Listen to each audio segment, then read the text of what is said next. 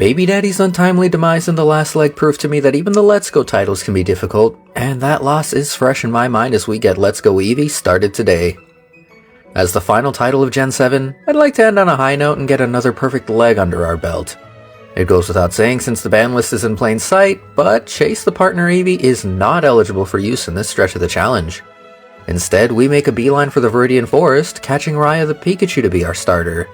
It's finally time to make the mascot a mainstay, and her first act is training ahead of our battle with Tracer.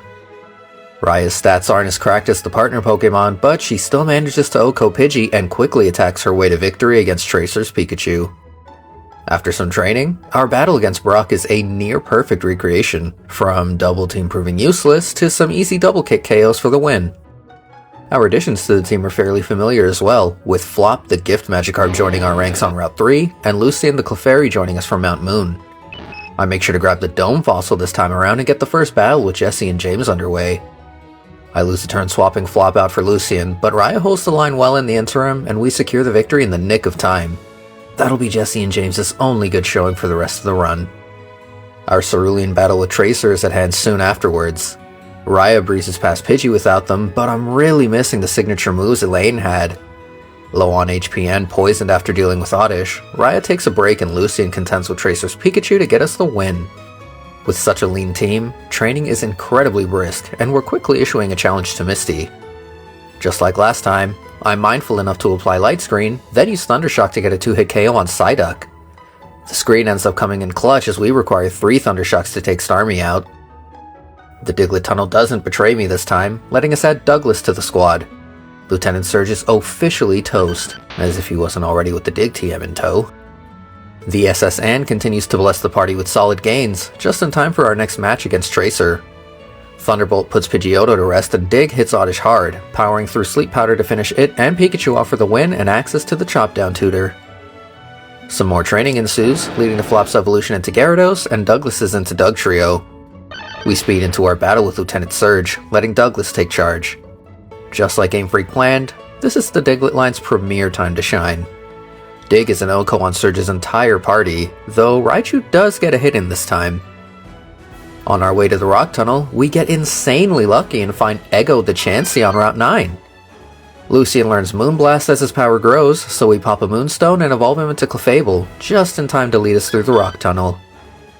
Our battle with Tracer is a bit of a slog in the Pokemon Tower soon after.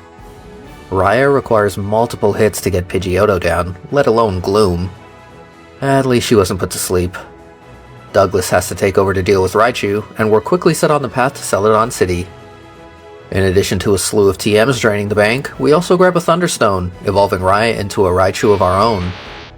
I decide to mitigate a bit of grinding by infiltrating Team Rocket's base before challenging Erica, mowing the grunts down in preparation for our Jessie and James battle. Douglas and Raya dig holes all over the base, quickly packing Weezing and Arbok up for the win. Archer's battle is no different, with Raya getting a 2-hit KO on his Weezing and an OHKO on Golbat. Looks like a single Pokemon with access to ground and electric type moves can no-diff an entire criminal enterprise. Of course, as soon as I open my mouth, something comes out of left field. Giovanni's Persian decides to prove a point, getting Raya dangerously close to death before falling, and Flop makes the save to OHKO Rhyhorn for the Silph and Cubone's freedom. That'll teach me to get snarky. Let's just go fight Erica. Keeping up the themes of a repeat performance, Lucian channels Oakvale to OHKO Tangela and Weepinbell, then lands a barrage of psychic attacks to take Vileplume down for the win. So glad I kept a line free for this. We go straight up Pokemon Tower next, trouncing Jessie and James and getting the Poké-Flute from Mr. Fuji.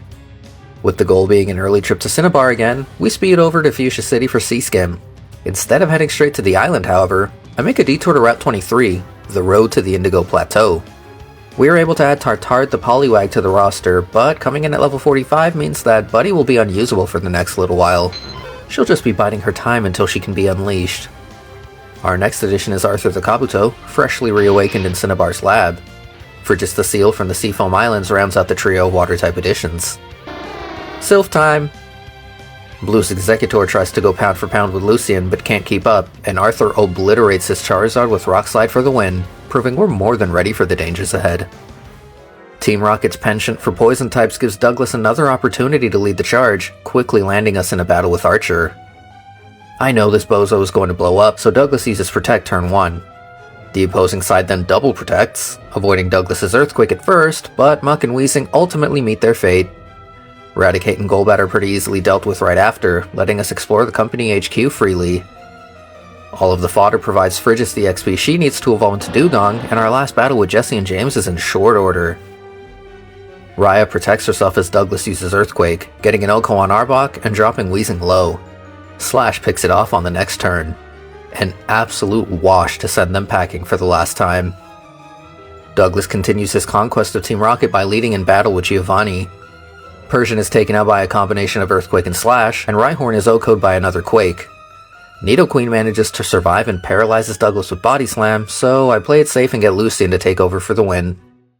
The level 45 Tartard gets us access to the Saffron City Gym, but we have to put in some work to gain access to Fuchsias.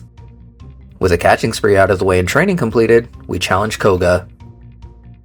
Douglas starts us off strong, using Earthquake for big damage, then weaponizes the Toxic Stall by using Facade to KO Weezing. We eventually hit the mark with Earthquake to KO Muck, and Raya takes over to deal with Golbat. Thanks to the light screen she set up, Raya is able to shrug off Venomoth's Bug Buzz and ultimately secures the win with Thunder Punch. Because the XP share can't be turned off and everyone else is at or past the cap, Raya takes on the Saffron Gym Trainers alone to clear the way to the leader. Once Raya's powered up enough, the gang reassembles and we challenge Sabrina to battle. Hoping to take Mr. Mime out before it sets up Reflect, we risk it all on an Iron Tail, which of course, misses. Some back and forth ensues and Raya eventually takes Mr. Mime down. We're put to sleep in the next exchange, defeating Slowbro before Yawn kicks in. Douglas tanks Jinx's Psychic on the switch-in and answers with Sucker Punch for the KO. I'm not sure he can manage that against Alakazam, so I send Lucian out next. Shadow Ball hits hard, but Alakazam hits harder, forcing another switch into Frigis. She's able to tough it out long enough to get the KO with Waterfall, netting us the win. Tartard evolves into Poliwhirl and Arthur evolves into Kabutops as we're awarded the badge, and Tartard immediately downs a Water Stone to evolve into Poliwrath. After a speedy exploration of the Pokemon Mansion, Blaine is our next opponent. Arthur solos, using Waterfall to Oko Magmar. Arcanine outspeeds and starts to Outrage, but is dropped by Waterfall and Aqua Jet. Rapidash hits a pitiful Flare Blitz before falling to Waterfall, and Ninetales uses Fire Blast to no avail before Waterfall ends the battle. Giovanni's on the chopping block, and it's finally Tartard's time to shine. The lead Doug trio gets 2 shots of Earthquake in as we set up Bulk Up and Oko with Waterfall. Nidoqueen and Nidoking both require 2 hits, and Rhydon goes down easy for the final badge of Gen 7. Honestly, Tartard was not worth the hype. Maybe she needs more candy. It's starting to look like everyone could use more candy as we get into our next battle with Tracer. Raya requires a few tries before Pidgeot goes down, and Vileplume threatens to run a train on the entire squad before Lucian gets the KO. Definitely have a Grass-type problem this time. Tartard deals with Marowak and Douglas handily defeats Raichu for the win. At least he's being consistent. Victory Road is the final training ground, and I make sure everyone is ready to roll ahead of the Elite Four. Raya is front and center as we challenge Lorelei.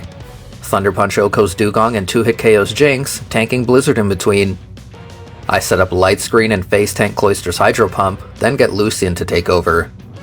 After Calm Mind powers him up, Moonblast takes Cloyster down. Lapras is pretty bulky, so the two exchange some blows before an Affection-induced crit takes Lapras out of the battle.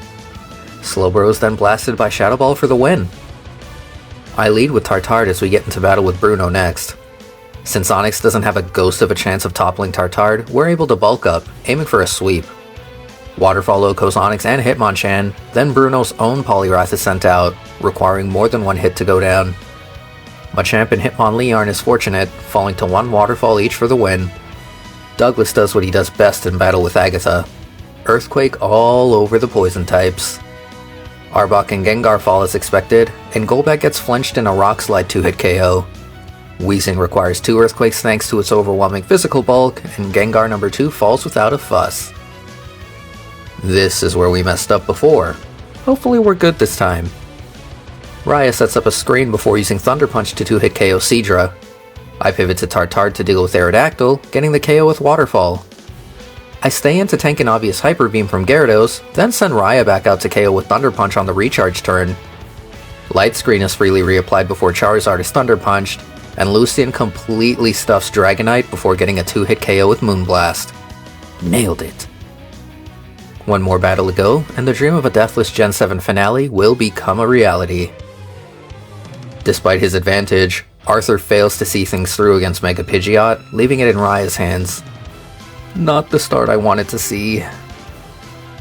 Raya manages to set up Light Screen as Vileplume sets up Reflect, and I pivot to Frigis next. After barely tanking Solar Beam, Frigis manages to push through and get the KO with a barrage of Ice Beams. Thank God we rolled high on that fourth one.